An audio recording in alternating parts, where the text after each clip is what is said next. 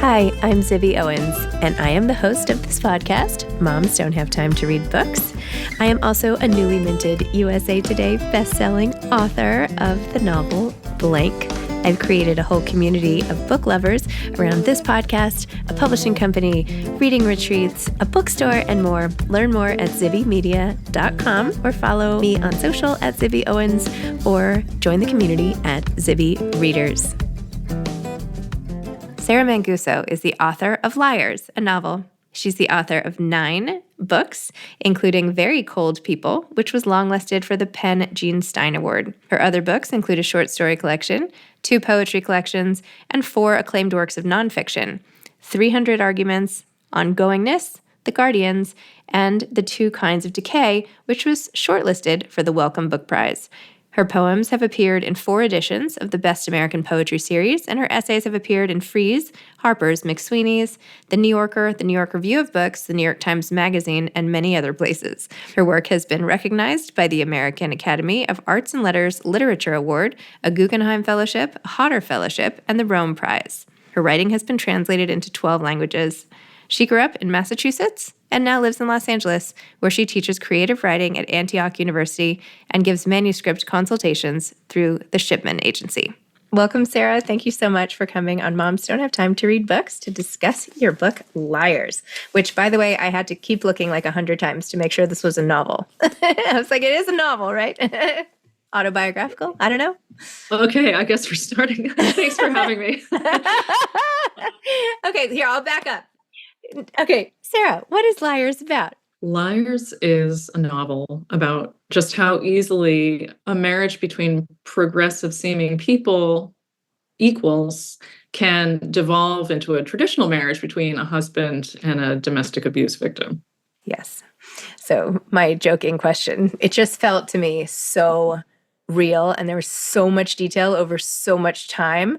It is a feat, whether it's fiction or not, just even to have this many examples and all those specific moments that you're like, oh, that's a good example. It's like they're quiet moments, but they're so important when they all build together. Oh, yeah, I'm so glad to talk about this aspect of the book because I knew I needed to tell the story of this marriage to show what covert abuse really looks like in painstaking detail for 2 reasons. The first reason is that all my life, I've heard marriage takes work. Mm-hmm. And all over the world, abuse victims are thinking, oh, I guess this is the work that everyone's talking about. But we never really, or at least I had never really heard in detail what ought to constitute that work and what doesn't fall into that category of realistic work that a marriage partner ought to do. And when we don't talk about that, like on a granular level, we enable abuse, domestic abuse. And so that was why it was so important for me to pack the book with details, because it's the critical mass of details that makes John, the husband's abuse, impossible to deny. Yep. And, the question of is it real? Did you get these from life? I mean, I will say that the number of women married to men who have read this book and said that the novel describes their marriage to a T is disturbing. Yeah, I can imagine that. Well, it's really powerful. And thank you. I literally felt like I was reading a diary and like I was in it. I was really in someone's life in a way that not most, it's almost like, when people are like, oh, it's a character-based novel. This is like the character was the marriage, and it's like the marriage was the point of like. Oh, I like that. I like that qualification. I've heard a couple of really amazing readings of the book. Besides that one, the feminist writer Liz Lenz, whom I love, said that it's a whodunit. And the instigator is patriarchy. Patriarchy did it. She said it more elegantly than I just did. But yeah, I mean, I think it's just the, my refusal to sort of elide the events of the marriage into the way that marriage is often talked about. It's private, it's behind closed doors, it's between 2 people, both of them are, both of them are responsible for what happens in the marriage. No. Mm-hmm. A heteronormative marriage is between, as I said, a husband and an abuse victim. Mm-hmm. I mean, not always, but in this marriage. Heteronormative, yeah. I mean, I would say like a, traditional heteronormative, a marriage like most heterosexual marriages, I think is. But, of course, not all marriages. Yeah. I think that's the other thing, right? Each marriage is so specific. Each relationship is Yes, so specific and contains multitudes, right? All these stories, absolutely. all this background. And when you're trying to compare, and I think, even in the book, when it's like, oh, well, that person is, compared to them, we're okay. Like think about how bad that Oh, is. yes. Yes, exactly. Like, oh, yeah, what Jane just went through. Oh, yeah, I would never go through that. My marriage is fine. Oh, wait, these next three things actually are happening in my marriage. Am I am I Jane? Am I not Jane? Yeah, I mean, it's sort of like it's counterintuitive because I mean, if you put too many details and too many examples into a book, it's like it becomes turgid and hard to get through and Yeah, no, boring. no, it wasn't like that. But yeah, no, I mean, it's again, it just like it seemed really important to just say like, look, it's a paradigm of a husband. I've heard this from a couple of readers now, like a husband throws something away in the trash, but just sort of like balances it on the top of the trash without pushing it down. Mhm. And that specific example really struck a nerve with several readers who've reached out to me and said, like, I never thought about that in the sort of cornucopia of detail that my marriage is offering me. But like that, I'd never realized that is infuriating. Yeah. Well, I don't know if you can see it. I literally dog-eared like every other page Oh, I of this love book that. for a different quote. So I'm just going to pick one of these Oh, to read if goody. that's Okay. okay. Okay, how about this? Why are you so angry? My husband frequently asked me why I was so much angrier than other women. It always made me smile. I was exactly as angry as every other woman I knew. It wasn't that we'd been born angry. We'd become women and ended up angry. Anger is one of the last privileges of the truly helpless. Infants are angry. Have you ever sat all night holding a baby in the dark who's screaming right into your face? It changes you, or so my husband used to say. He'd done that one night, sat and been screamed at. I was sitting right next to him, but he always told the story as if he'd been the only one there. All the other days and nights, it had just been me, but that one night had been the real game changer, apparently. My mother told me I'd been such a happy child. You loved everything, she said. I became early, though. I was precocious. I pitied men for having to stay the same all their lives, for missing out on this consuming rage. Thank you so much for reading that. Yeah, that's an important passage for me. It's one of the few moments that Jane isn't dealing with a flurry of assorted emergencies, like a moment where she actually has a minute to think. And Mm-hmm. whenever she has a minute to think, she really, she's like, oh my God, I have 4 seconds to digest what just happened. I'm going to have an insight because I don't typically have time to have insights in my daily life. Yeah, the idea of an angry woman as an unreasonable woman, or an angry woman as a crazy woman, or as an unstable woman. These are words that abusers deploy to distract people from what they did to their victims to make them that way. And again, you see, the crazy woman and the calm man. That's a domestic abuse paradigm that is still so easily overlooked. I mean, it's not about any one example in particular, but like to pick one ripped from the news headlines of recent years, Gabby Petito, Mm-hmm. who was murdered by her husband. She and he both had police records. And before he murdered her, a police officer evaluated what was going on with them. They were fighting. They were fighting in their van. And, Gabby got the warning that time because, she was just so unstable. And she, confessed to having like reached out and scratched or hit the husband who would murder her.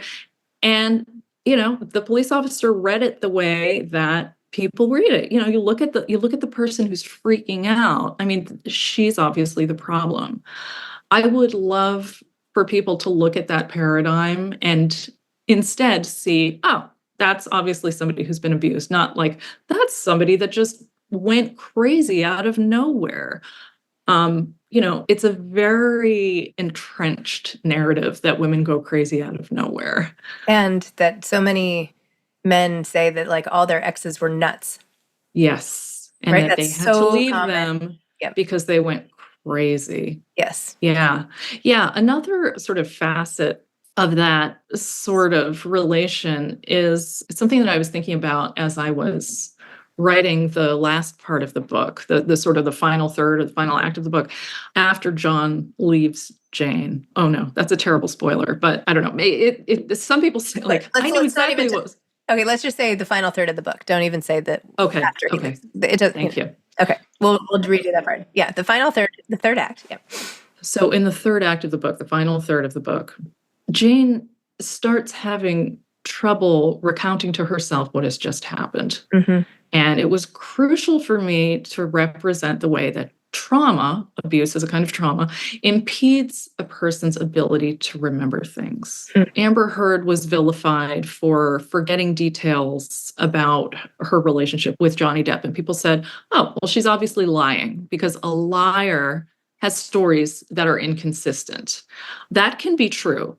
But what is also very true and, very scarily understood, or very scarily not widely understood, I guess, is that a traumatized person can't remember. Memories form in safety. Memories form in emotional safety. I know that from experience. And it is terrifying to have a traumatized mind unable to remember things linearly or completely or consistently. You can remember and forget, as Jane does, until the trauma has passed. But until that happens, the unstable, raging, yelling, sobbing victim seems crazy, liar, unreliable. It might be worth talking about the title briefly. Okay. Would that be okay? Yeah. Initially, I chose the title LIARS to describe the husband and his affair partner. But as I continued writing the book, I realized that the biggest liar is Jane, and her marriage has to end for her to stop lying about it, lying that it's okay to other people, but mostly to herself. That is her, if the word journey can be applied to this book, that is her journey. It's sad, right? It's sad because she doesn't mean what you were going to, no, not sad? No. I mean, I immediately said, no, it's, I thought, no, it's liberating. But of course it's sad. It is so sad. It's liberating, to finally, step into your own, right? And realize that what you thought was okay was not okay, and to take ownership and change, right? But it's so easy to just not get there.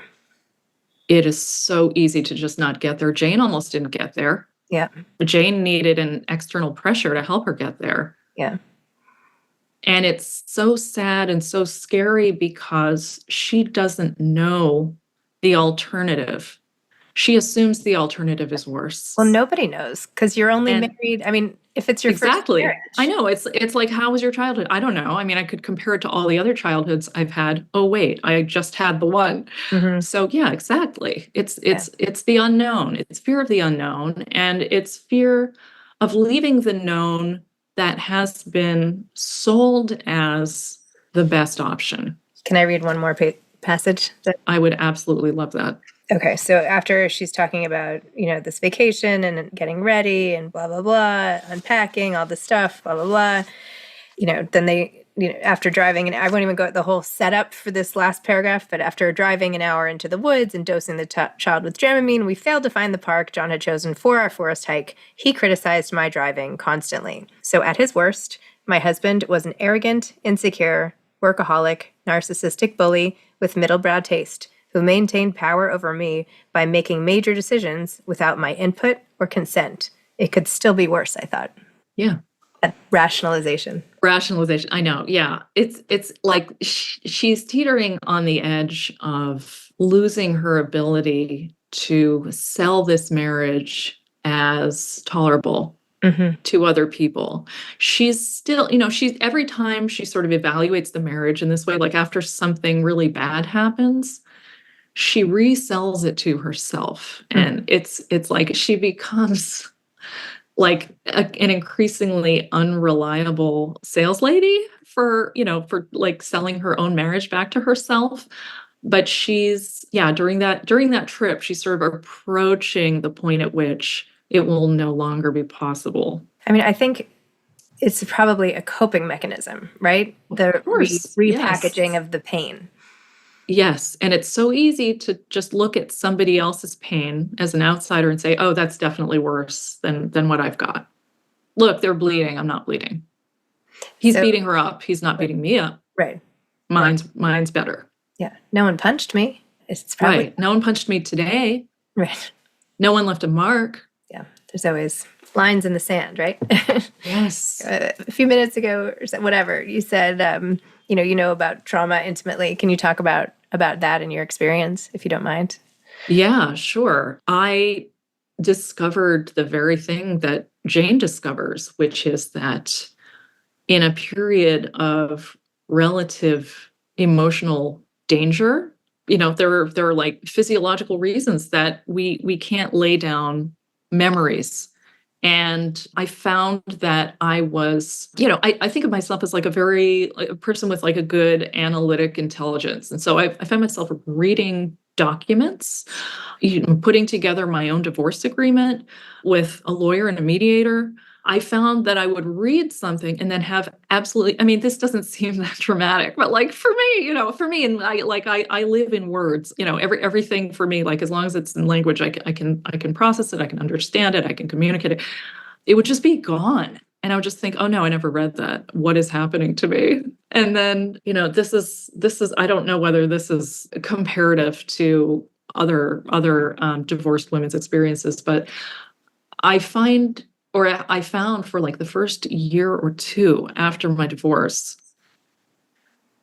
I would forget what was in my divorce agreement. Just like basic things. Basic things like how long a duration does this last? How, this custody thing, this thing. And I would think, oh, that's so weird. Like, did I not read it? No, I've read it dozens of times. I just can't lay it down because the trauma was such that I was unable to. Hmm. It still surprises me. Like there's still things in that document that I look at and I can't hold on to. It's interesting because I had a period of time where I was having trouble with my memory. Saw lots of doctors and Yes. all of that. Oh yeah, and did they tell you that you needed to like have more regular periods or that you're depressed or that you needed to exercise and lose weight? Mom brain is a big one. Oh, right, mom, right. I know you're just a mom. You don't need that anymore. You don't need that. Lack of. Oh, yeah, right. Yeah. It's normal. But one thing that they also said that I found very interesting, because I would be like, I can never remember, and again, it's not a big deal, but like I could never remember if I had washed my face or washed my hair or like, did I do this or did I not? And it wasn't because I was like, they said it has to also do with attention and how if you don't pay attention to what you're doing, you can't even imprint the memory to lose. Wow. So it's not that my memory necessarily was so bad, and this could be not true, but this was one of the things. It's not that my memory was getting worse, it's that the memories weren't sticking to begin with. That things were happening and not staying. Interesting, right? Wow. That is fascinating. It doesn't surprise me. Was there a solution proposed to this problem that you were having, or was it just sort of like, this is how it is now, honey? Not exactly. It was it's a longer answer to that, but Oh, okay. Okay. no, they ended up accidentally finding a brain tumor, which ended up being benign, but it was Oh, misdiagnosed. Zibby. No, I know it ended up all being fine, and turns out it wasn't actually a brain tumor. It's like a thing that's been there forever That sounds like a tumor. that they found when they were doing an MRI. But Yeah. okay. No, it's not Okay. a tumor. It's like a cyst. It's like a cyst, a benign cyst in the brain, which is very common, and it hasn't grown, but it's fluid. It doesn't even. But it was misdiagnosed, and I had to talk to all these brain surgeons, and it was a whole thing. And anyway, Well, thank science that it was found, and thank feminism that there was the energy to even look for it. I mean, this is a whole separate yes, conversation, yes. but yeah.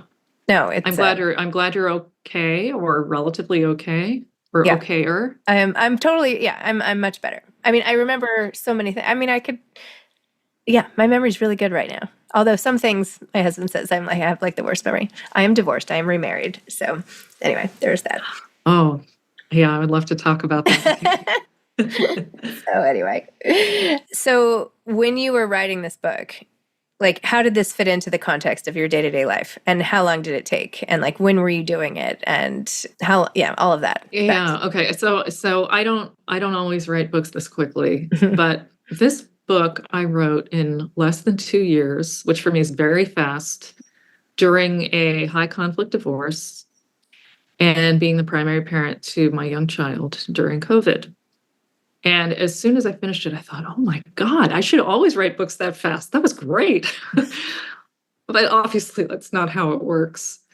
It was, yeah, it's just like every now and then a book is just very easy to write. And I think it's a magical combination of having the energy. I was running purely on adrenaline, which any, divorced mom probably has some familiarity with. And I hadn't known it, but the material had just been building up over the years. Many of my friends are women with children who were or are again married to men. And there was just, my brain did this amazing thing. It just sort of said, here, I've organized all this data into one thing, one thought. And all you have to do is just empty that. And I don't know if I'm ever going to have the opportunity to write another book that quickly or that easily, but that's how this one went. And how did you become a writer originally? Oh, wow. Do I know? I don't know. How did I become a writer? I resisted it for a long time. Mm-hmm. I grew up sort of aspirational middle class. I did well in school. It was communicated to me in all sorts of overt and covert ways that the best thing for a smart girl to do would be to go to college and then become a doctor. So I went to college. I was pre-med. I immediately found that, with my public school sort of not fantastic preparation for private college, there was no way I was going to get through all of the pre-med classes with, the grades that I had come to expect in my high school. So then I went through various things. I thought I wanted to be an academic. I wanted to do classics, and I just sort of, I don't know if everybody does this, but I just sort of I sort of just thought, oh, I'm not good enough at that. I'm not good enough at that. I'm not good enough at that. And then the one thing that didn't feel like homework during college was a class on a poetry workshop, which I took my last semester of college. And, I was very lucky to have heard of the MFA degree, that it was a thing that one could apply to programs. But even when I was getting my MFA, I thought I'll move back to New York and just, I'll be like a copy editor because I'm a huge nerd and I'm very detail oriented and fussy. And I had done that a bit beforehand. And so, it was extremely, I received whatever, external validation of oh, you should be a writer. But I couldn't really say I'm mostly a writer and not just a copy editor at WinStar Communications, which is my job, for quite a few years after several books. So although, I really loved the sort of heroic narrative of knowing I wanted to be a writer, no, it was definitely when I was deep into adulthood that I thought, maybe I should just give in. I was writing constantly, but it just didn't seem it didn't seem it's not that it didn't seem real. It didn't seem valuable enough that I could make that a job. And until very recently, it wasn't. Most of my income came from all the other things that writers do. But I guess that's fairly familiar, and that I had a mentor in graduate school, a poet, Dean Young, and he was like a grown-up poet with many books, taught in graduate programs, won prizes, published widely, etc. And he told our workshop class that when he was on an airplane and somebody asked him what he did, he never said poet. He just said, I'm a novelist. And then the person would be like, oh, okay, yeah, I accept that as a valid a valid way of describing oneself. But, it's like, what are you going to say? I'm a troubadour, or I'm a, I'm a singer-songwriter. Like, you can do that. But yeah, no, there's a lot, there was like, there was a lot of, I'll just say it, shame before I was able to say, like, okay, yeah, I can just be a writer. I'm a writer. Well, good for you. I'm glad you're finally owning it. Why not? Thank you. It took a minute. Yeah, that's great. And what are you working on now? Anything? Yeah, right now I'm working on a new novel about aging. I recently turned 50, obsession, and freedom. But before that is a collaboration with the cartoonist Liana Fink. You might know from Sounds her familiar. many books and her work in The New Yorker. It's a collaboration with Liana and hundreds of children. And that book is called Questions Without Answers. And it comes out next year. It's essentially an illustrated compendium of young children's questions. Oh, all right. Interesting. It's definitely like it was the fun side project that I got to do after just, Pouring your heart out. going deep and like really punishing myself emotionally while I was writing LIARS. Wow. Well, I'm very excited for your next book. Thank you. Sarah, what advice do you have for aspiring authors? My advice is not to be seduced by the idea of productivity, which, has found its way into all works and practices and jobs and hobbies, because you can measure the progress of your walk or your run by counting the miles, and then at some point you'll be done after you do all the miles. But art demands a different measure of progress because it's oceanic. It's growing in ways that you can't really articulate. The mind needs to wander, and you can count your pages, but in my experience, it doesn't really mean anything. And churning out pages is sometimes, it runs counter to the work that you ought to be doing instead. So, yeah, I mean, if it starts feeling like homework, that's usually my little red flag that I'm doing it wrong. Interesting. Okay, I needed that advice myself today. Anyway, I love it. Thank you. Oh, good. Yeah, advice and horoscopes. You can always sort of like Totally put it onto your life somehow. I also read those. Oh, me too. Big time. Big time. All right. Well, Sarah, it was lovely to meet you. Congratulations on LIARS. And yeah, best of luck. Thank you so much, Zibby. This was great. Great fun. Okay. Bye-bye. Bye. Thanks for listening to Moms Don't Have Time to Read Books. If you love it, please leave a review and follow us on social at Zibby Owens and at Zibby Readers.